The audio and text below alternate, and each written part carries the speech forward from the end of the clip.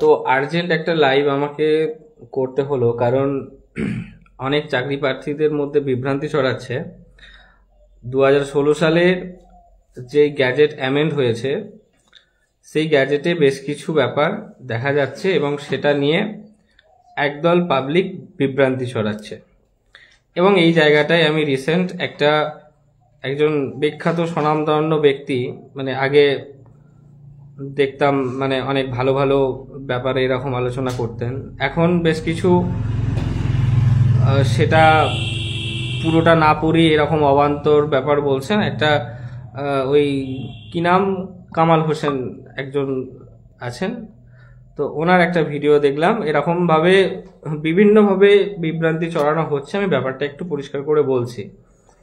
তো আমি যেটা বলছিলাম, একটা আর্জেন্ট লাইভ, কি কারণে এই লাইভটা যারা জয়েন হয়েছেন বা যারা পরবর্তীতে জয়েন হবেন, সেটা এখানে কিছু ক্যান্ডিডেট 2016 সালের যেই গ্যাজেট যেটা অ্যামেন্ডমেন্ট হয়েছে সেটাকে ঠিকঠাক পাঠোদ্ধার করতে পারছে না, এবং যার ফলে একটা অপব্যাখ্যা করছে, ভুল ব্যাখ্যা করছে। আমি এটা একটু আপনাদের কাছে তুলে ধরছি। সবার আগে আপনাদের যেটা বলার, আপনারা ওই যেই 2-3 পাতার যেটা অ্যামেন্ড হয়েছে 2016 সালে প্রাথমিক রুলস, সেইটাকেই কি আপনারা নিয়ম ভেবে নিচ্ছেন? সেইটাকেই কি আপনারা নিয়ম ভেবে নিয়েছেন যে এইটাই নিয়ম? এটা কিন্তু নিয়ম নয়।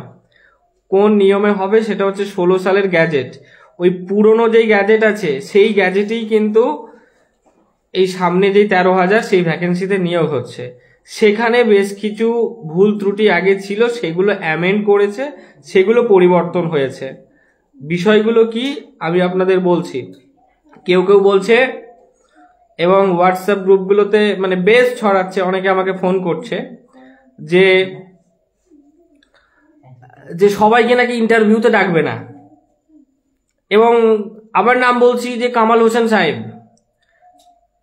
মানে একজন শিক্ষাবিদ হিসেবেই জানতাম, এতটা মানে মানে কি বলবো, যে কিছু না পড়ি, কিছু স্টাডি না করে দুমদাম কিছু বলতে হয়। সোশ্যাল মিডিয়াতে একটা প্ল্যাটফর্ম পেয়ে গেছি, মানে বলে দেব, এরকম ভাবে হয় না। আপনি একটু পড়াশোনা করুন, একটু স্টাডি করুন, বিরোধিতা করবেন, বিরোধিতার করার সময় আছে। সরকারের খারাপ দিকগুলো বিরোধিতা করুন। আমাদের ভ্যাকেন্সি মানে প্রাইমারিতে ভ্যাকেন্সি কম দেওয়া হয়েছে, সেই ব্যাপার নিয়ে সোচ্চার হন, কিন্তু অবান্তর বলবেন না। আর বেশ কিছু টেট পাস এমন আছেন দেখতে পাচ্ছি যে যা খুশি তাই বলে যাচ্ছেন, কোনো বলার পয়েন্ট নয়। আমি এবার মূল বক্তব্যে আসি। 2016 সালের যে অ্যামেন্ডমেন্ট যেটা হয়েছে সেখানে পুরো কিন্তু রিক্রুটমেন্ট রুলস নেই। পুরো রিক্রুটমেন্ট রুলস জানার জন্য 2016 সালের গ্যাজেটটি আপনি গুগলস থেকে ডাউনলোড করুন। 2016 সালে প্রাইমারি গ্যাজেট বলে সার্চ করবেন, গুগলে পেয়ে যাবেন। আমি কামাল হোসেন সাহেবকেও বলছি, আপনি গ্যাজেটটি দয়া করে ডাউনলোড করুন। আপনি একজন শিক্ষিত মানুষ, একজন শিক্ষক, তো আপনি গ্যাজেটটা ডাউনলোড করুন। গ্যাজেটটা ডাউনলোড করে দেখুন ওই গ্যাজেটে কিছু অ্যামেন্ড করা হয়েছে। অ্যামেন্ড করার মধ্যে কোনগুলো? রুল 8 দেখুন। আর আমি বলছি, সবাইকে ডাক পাবে না, এটা কামাল হোসেন সাহেব ছড়াচ্ছেন, এটা ভুল। আমি একদম ওপেন, আমি লাইভ এসে দিয়ে বলছি এটা ভুল ছড়াচ্ছেন, এগুলো করতে পারেন না। সোশ্যাল মিডিয়াতে এসে বলা উচিত যে আমি 2016 সালের গ্যাজেট না পড়ে এগুলো ছড়িয়ে বিভ্রান্তি সৃষ্টি করছি। সরকারের সমালোচনা করছেন, ঠিক আছে, সমালোচনা অবশ্যই করুন, কিন্তু আগে মাথায় কিছু রেখে তারপরে সেই সমালোচনাটা আপনাকে করতে হবে। সেটা হচ্ছে কি, 2016 সালের যে রিক্রুটমেন্ট গ্যাজেট সেটা অ্যামেন্ড করা হয়েছে, এবং অ্যামেন্ড করে বলা হয়েছে যে কি, দেখবেন 8 নম্বর যেই রুলস আছে এই গ্যাজেটে এটা নেই। যেটা 3 পাতার যেটা অ্যামেন্ড করা হয়েছে মানে পরিবর্তন করা হয়েছে। ধরুন আপনার কাছে একটা রচনা আছে, 12টা পয়েন্ট ছিল, 3টে পয়েন্ট পরিবর্তন হয়েছে, নতুন 3টে পয়েন্ট সংযোজন হয়েছে। ওই 3টে পয়েন্ট নিয়ে আপনারা বিরাট লাফাচ্ছেন, অনেকে দেখতে পাচ্ছি, তো বড় বড় শিক্ষাবিদ প্রচুর ভুলভাল ইনফরমেশন দিচ্ছেন। আমার এই লাইভটা লিঙ্কটা ওনার কমেন্টে শেয়ার দিয়ে দেবেন, দেখবেন উনি আবার সবাইকে আবার ব্লক করে দেয় কিছু মানে সত্যি কথা এরকম বললে। তো কামাল হোসেন সাহেবের একটা ভিডিও দেখলাম, সেখানে উনি বলছেন সবাই ইন্টারভিউতে ডাক পাবে নাকি এরকম ধরনের একটা ব্যাপার, একটা শোরগোল তুলছে। আমি আপনাকে গ্যাজেট পড়ে বলছি, 16 সালে যে গ্যাজেট 8 নম্বর রুলস সবাই দেখবেন, সেখানে কিছু পরিবর্তন হয়েছে এবং যেটা নিয়ে সমস্যা এক জায়গায় আছে, the selection committee after prepare a merit list of all eligible applicants who underwent such physical verification, checking or validation if their data based of the following table দিয়ে মাধ্যমিক, এইচএস, ডিএলএড, টেট এইসব আছে। একটা merit list, merit list, not final merit list, merit list. এসএসসির ক্যান্ডিডেটরা জানে যে একটা মেরিট লিস্ট তৈরি করা হয় ইন্টারভিউ বা ডেমনস্ট্রেশনের আগে। এই যে আমি একজন এসএসসির এরকম অ্যাসপিরেন্ট, আমাদের এসএসসির পরীক্ষার লিখিত ফল, আমাদের একাডেমিক স্কোর, এটা যোগ করে একটা merit list, final merit list নয়, একটা মেরিট লিস্ট কিন্তু তৈরি থাকে, তারপরে ইন্টারভিউর নাম্বার যোগ হয়। আর যারা ইন্টারভিউর মানে ভয় পাচ্ছেন যে আমরা সবাই ডাক পাবো না বা এরকম ছড়াচ্ছেন, আপনারা তো টেট পাস করেছেন, তো টেট পাস সার্টিফিকেটগুলো আপনারা একবার দেখবেন, দেখবেন যে ওটা পশ্চিমবঙ্গে চাকরির জন্য এলিজেবল। যারা টেট পাস করে সবাই ইন্টারভিউতে এরকম ডাক পায়। এখানে কোনো এই রকম প্রসেস নেই যে কোনো অনুপাতে ইন্টারভিউতে ডাকা হয়, কোনো গ্যাজেটে কোথাও এরকম উল্লেখ নেই, যেটা অ্যামেন্ড করা হয়েছে সেখানেও নেই। আর ওই 8-এর যেই রুলস নাম্বার যেটা মানে 3 বললাম, তো 3-এর আগে 1-2 রুলসগুলো পড়তে হবে, 1-2 রুলসগুলোকেও আপনাদের পড়তে হবে। সেখানে বলা হয়েছে কি যে 8-এর রুল নাম্বার এর আবার সাব রুল, সেটারও আবার মানে সাব ভাগ করা হয়েছে। সেখানে বলা হয়েছে যে সমস্ত রকম যোগ্যতা, হ্যাঁ মানে আগেতে সত্যি একটা শিক্ষামূলক কন্টেন্ট পাওয়া যেত, এখন উনি ওই কামাল হোসেন সাহেব মানে যা কিছু বলতে হয় একটা হুলুস তুলুস, আমাকে সোশ্যাল মিডিয়াতে সবসময় অ্যাক্টিভ থাকতে হবে, যা কিছু বলতে হবে আমার ফেস ছড়াতে হবে, ঠিক আছে, এই জন্যই এই সব কথা বলছেন। তো ওখানে ছিল যে সমস্ত যেই ডকুমেন্টসগুলো আছে সেই ডকুমেন্টসগুলোকে ভেরিফাই করতে হবে, সেই ডকুমেন্টসগুলোকে আপলোড করতে হবে। তাহলে প্রথম কাজ কি? প্রথম কাজ হচ্ছে মাধ্যমিক, এইচএস, টেট, এই যেই কোয়ালিফিকেশনগুলো যার যে কাস্ট সার্টিফিকেট আছে সেগুলোকে আপলোড করতে হবে। এবার আপলোড যেই হয়ে গেল ওখানে একবার ভেরিফিকেশন হবে। ভেরিফিকেশন হওয়া মানে কি, আপনারা ওই মার্কসটা পেয়ে যাচ্ছেন। কোন মার্কসটা? মাধ্যমিকে 5, ডিএলএডে 5, টেটে 25 আর ডিএলএডে 5, তাহলে টোটাল 40 মার্কস হয়ে গেল। তাহলে ওই 40 মার্কসে একটা প্যানেল রেডি থাকলো। এবার ওই প্যানেলটা প্যানেল মানে কি, মেরিট বলেছে, নট প্যানেল, ভুল বলছি, মেরিট লিস্ট, মেরিট মানে কি, যেগুলো মাধ্যমিক, এইচএস, ডিএলএড, টেট এগুলোকে মেরিট হিসাবে ধরা হয়, একটা মেরিটের ফলাফল। তাহলে ওটার যে 40 নাম্বারের হচ্ছে সেটার সঙ্গে তারপরে ইন্টারভিউ যোগ হবে, একটা লিস্ট থাকবে, তার সঙ্গে 10 নাম্বার যোগ করা হবে। অন্যবারে ঘটে কি, অন্যবারে যেটা ঘটতো আগের নিয়োগগুলোতে, সেটাতে ইন্টারভিউর দিন ভেরিফিকেশন হতো এবং এটাতে অনেকটা সময় যেত। এবার এই জায়গায় যদি পর্ষদ ভাবে যে আগে আমরা ভেরিফিকেশন করে নেব, এবং ভেরিফিকেশন যখন হয়ে গেল এই 40-এর মধ্যে কে কত পাচ্ছে এটা একদম কনফার্ম হয়ে গেল, এরপরে তার ইন্টারভিউ হলো। তাহলে একটা সহজ জিনিসকে অতিরঞ্জিতভাবে ভুলভাল ব্যাখ্যা করা হচ্ছে সোশ্যাল মিডিয়ায়, ছেলেপুলেরা ফোন করছে যে আমরা সবাই নাকি ইন্টারভিউতে চান্স পাবো না, এইসব বলে বেড়াচ্ছে। এবং যারা শিক্ষিত মানুষ, তো তাদের কাছ থেকে অন্তত এইটুকু আশা করব যে গ্যাজেট পুরোটা পড়ুন, এটা নতুন গ্যাজেট নাকি সেই আগের গ্যাজেটের অ্যামেন্ড করা হয়েছে, এইটুকু আইডিয়া আপনারা মাথার মধ্যে রাখুন। কোচিং সেন্টারগুলোকে বলছি আপনারা বিভ্রান্ত করবেন না ছেলেগুলোকে। তার আগে আপনারা একটু স্টাডি করুন, গ্যাজেট নিয়ে পড়াশোনা করুন। 16 সালের গ্যাজেটটা অ্যামেন্ড হয়েছে, ছেলে মেয়েদের ভুল বোঝাবেন না। ইন্টারভিউ ডাক সবাই পাবে, ইন্টারভিউ ডাক সবাই পাবেন। আপনাদের টেট পাস সার্টিফিকেটেই আছে যে এটা পশ্চিমবঙ্গে চাকরির জন্য এরকম এলিজেবল। আপনারা শুনেছেন যে গ্যাজেটে কোথাও এরকম দেখেছেন যে যেমন এসএসসিতে আছে 1:1:6, মানে 10 জন ক্যান্ডিডেটকে গ্রহণ করবে 16 জনের থেকে? এরকম কোনো কিছু আছে কি? তাহলে এরকম ভয় পেয়ে যাচ্ছেন বা যে যা কিছু বলছে সেটা শুনে নিচ্ছেন। আপনারা কমেন্ট করুন যে ভালো করে গ্যাজেট পড়ুন। ওনার ভিডিওতে বা ফেসবুক প্রোফাইলে যে বা যারা বিভ্রান্তি ছড়াচ্ছে তাদের এই কমেন্টটা দিয়ে আসুন, আগে গ্যাজেট পড়তে শিখুন, তারপর উত্তর দিন, কথা বলুন, মন্তব্য রাখুন।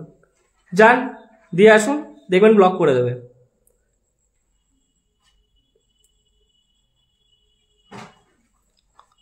তো ঘটনা হচ্ছে এটাই, কেউ এরকমটা ভাববেন না যে ইন্টারভিউতে ডাক পাবেন না। ইন্টারভিউ সবার জন্য, ইন্টারভিউ সবার জন্য। আর 2016 সালের গ্যাজেট পড়ুন। এই নিয়োগটা 2016 সালের গ্যাজেট মেনেই হবে।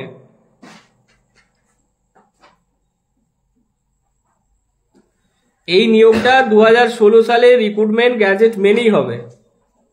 যে বা যারা এই বিভ্রান্তিগুলো ছড়াচ্ছে খুব ইন্টেনশনালি তারা ছড়াচ্ছে, জানে যে ভুল বলছি তবু এরকম ছড়াচ্ছে। ইন্টারভিউতে ডাক প্রত্যেকেই পাবেন, ঠিক আছে? এবং আগে ভেরিফিকেশন হয়ে যাবে, ডকুমেন্টস ভেরিফিকেশনগুলো আগে হয়ে যাবে। এসএসসিতেও হচ্ছে, ডকুমেন্টস ভেরিফিকেশন আগে হয়ে যাবে, 40 নাম্বার আগে মানে যোগ হয়ে যাবে। তারপর ইন্টারভিউতে আপনি ফর্ম ফিল আপ করবেন। অনেকে বলছেন যে কি ইন্টারভিউতে ডাক পাবেন, আরে আপনি তো ফর্ম ফিল আপ করবেন ফার্স্টেই। আপনি কিসের জন্য ফর্ম ফিল আপ করবেন? ইন্টারভিউর জন্য। আপনাকে নাটক দেখানোর জন্য ফর্ম ফিল আপ হবে না, আপনাকে ইন্টারভিউর জন্য আপনার ফর্ম ফিল আপ করানো হবে, ফিস নেওয়া হবে এবং ইন্টারভিউ হবে, তার জন্যই তো। এটা তো রিক্রুটমেন্ট। আর টেট পাস করলে তার বাধ্যতামূলক তাকে ইন্টারভিউতে ডাকবে। কি এরকম সব কথা? আপনারা টেট পাস করেছেন, পড়াশোনা করেছেন, শিক্ষিত, গ্র্যাজুয়েশন করেছেন, আপনারা গ্যাজেট পড়ুন, পড়ে এই টেনশনগুলো করুন। যারা বিভ্রান্তি ছড়াচ্ছে তারা মানে একদম চাইছে যে বিভ্রান্তি ছড়াবো বলেই ছড়াচ্ছে। কে এটা? কে? ইংরাজি বুঝি ভাই, ঠিক আছে? আপনি আগে গ্যাজেট পড়ুন। কে এই যে ফেক প্রোফাইল করে কে এসছে এইগুলো? কি কমেন্ট করছে? এরকম অবান্তর অনেকে থাকে ফেসবুক, ইংলিশ কি বোঝেন না। রানা সরকার, শাহরুখ খানের ছবি, আহা গো শাহরুখ খান চলে এসছে এখানে। হ্যাঁ, আপনি আগে ইংরাজি দিয়ে বুঝুন, ইংরাজি আমাকে দিয়ে বুঝতে হবে না।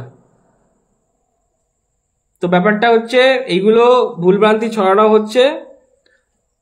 রুল 8-এর যেই গ্যাজেটের 16 সালের যেই রিক্রুটমেন্ট গ্যাজেট গুগল থেকে ডাউনলোড করুন, সেই গ্যাজেটই নিয়োগ হবে। সেই গ্যাজেটের বেশ কিছু পরিবর্তন করা হয়েছে এবং সেই পরিবর্তন মানা হবে, সেই মেনেই রিক্রুট করা হবে। তো ঘটনা হচ্ছে এটাকে আপনারা সেইভাবেই দেখুন, আগে পড়ুন, স্টাডি করুন। 8-এর এতে বলা হয়েছে ডকুমেন্টস আপলোড হবে। তারপরে বলা হয়েছে যে যাদের ডকুমেন্টস আপলোড হলো, ধরুন মাধ্যমিক, HS, DElEd, TET pass certificate, এগুলো আপলোড হলো। আপলোড হওয়ার পরে ডাকা হবে যে তুমি যে মাধ্যমিক যেটা আপলোড করেছো, তুমি যে কাস্ট সার্টিফিকেট আপলোড করেছো, তুমি যে এইচএস আপলোড করেছো, এগুলো ঠিক না ভুল, সেগুলো ডাকা হবে। ডাকা হয়ে যাবার পরে হবে কি, ভেরিফিকেশন করা হবে, ভেরিফাই করা হবে। ভেরিফাই করার পরে একটা মেরিট লিস্ট করা হবে। একটা merit list, not final merit list, not panel. Interview merit list নয়, একটা মেরিট লিস্ট, কোনগুলোর মেরিট, যেগুলোর আপনি মাধ্যমিক, এইচএস, ডিএলএড করেছেন, মেরিট লিস্ট হয়ে গেল, 40 নাম্বার আউট অফ 50 থাকলো। এরপরে ইন্টারভিউতে আপনি ডেমনস্ট্রেশন 5 আর ইন্টারভিউ 5, তাহলে যেটা পাচ্ছেন সেটা যোগ করা হবে, হয়ে গেল। এবারে প্যানেল, এই 3 পাতার যে অ্যামেন্ডমেন্ট হয়েছে ওটা রিক্রুটমেন্ট রুলস নয়। আমি আবারও বলছি, রিক্রুটমেন্ট রুলস হলো সেটা হচ্ছে 2016 সালের রিক্রুটমেন্ট রুলস, একই থাকছে, কিছু বদল এনেছে নিয়োগের স্বচ্ছতার জন্য। আশা করি বোঝাতে পারলাম। যারা বুঝতে পারছে না এই ভিডিওটা শেয়ার করে দেবেন, এই ভিডিওটা এরকম দিয়ে দেবেন। আর যারা অবান্তর না বুঝে না পড়ে বলে যাচ্ছে, ওদের ওটাই কাজ, এটাই ওরা করবে।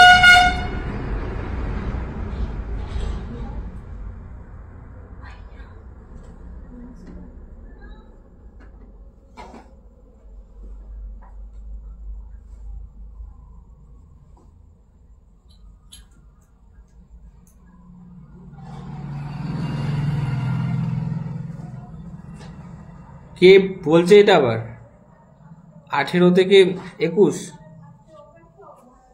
ওই ভাই কি জন্মের পরেই কি মানে স্কুল যেতে স্টার্ট করে দিয়েছিল নাকি? আরে এইচএস পাস করতে গেলে 18 বছর বয়স হয়ে যায়, তারপরে এরকম ডিএলএড 2 বছর। জন্ম থেকেই মনে হচ্ছে পড়াশোনা স্টার্ট করে দিয়েছিল। 21 বছর অনেক চাকরিতে এরকম এজ লিমিট থাকে, এটা এরকম ভোটের কার্ড হচ্ছে না। দেখুন, এত ব্যাপার জানি না, যে zone wise interview, cut off এত কিছু আমি কি করে জানবো? যেটা গ্যাজেট আপনারা ডাউনলোড করুন, গুগলে গ্যাজেট ডাউনলোড করুন, 16 সালের গ্যাজেটটাই থাকছে, কোনো নতুন গ্যাজেট হবে না। 16 সালের রিক্রুটমেন্ট গ্যাজেট, যারা কমেন্ট করছেন, পর্ষদ সভাপতি থেকে জানিয়েছে যে পুরনো গ্যাজেট নিয়োগ হবে। হ্যাঁ, অবশ্যই সেটাই হবে, আমি বলছি না একবারও নতুন গ্যাজেট হবে, কিন্তু বেশ কিছু ভুল ছিল, সেগুলো সংশোধন করা হয়েছে, সেই সংশোধন মেনে করা হবে, ঠিক আছে? আর সোশ্যাল মিডিয়াতে অনেক ভুলভাল তথ্য দেখতে পাচ্ছি, এগুলোতে কান দেবেন না। তাদেরকে এরকম বলুন যে গ্যাজেট পড়ে আসুন, তারপরে মন্তব্য করুন, ভিডিও করুন। ধন্যবাদ, রাখলাম।